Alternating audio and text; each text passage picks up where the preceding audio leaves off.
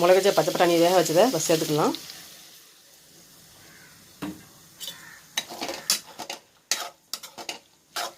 அதுக்கு பிறகு உருளைக்கிழங்கு லைட்டாக மசிச்சுட்டு சேர்த்துக்கலாம். முளைக்க வச்ச பட்டாணி குருமா ரொம்ப ரொம்ப ஹெல்த்து, ஆரோக்கியமான உணவுன்னு சொல்லலாம். பயிரை ஊற வச்சிட்டாலே நமக்கு வந்து அந்த வாயுத்தன்மை நீங்கிடும். பச்சை பட்டாணி வாயுன்னு நினைக்கலாம், ஆனால் ஊற வைக்கும்போது அந்த தண்ணியிலே வந்து அந்த வாய்க்கெல்லாம் வெளியேறிடும்.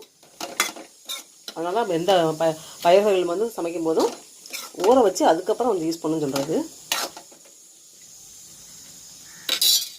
உருளைக்கிழங்கு சேர்க்கலை. உருளைக்கிழங்கு வந்து நல்லா வந்து மசிச்சுட்டு சேர்த்துக்கலாம். அப்போ தான் வந்து கொஞ்சம் வந்து இந்த குருமா வந்து கொலகொலப்பாக இருக்கும். இதுக்கு வந்து நான் மசாலா பொடிலாம் போடல.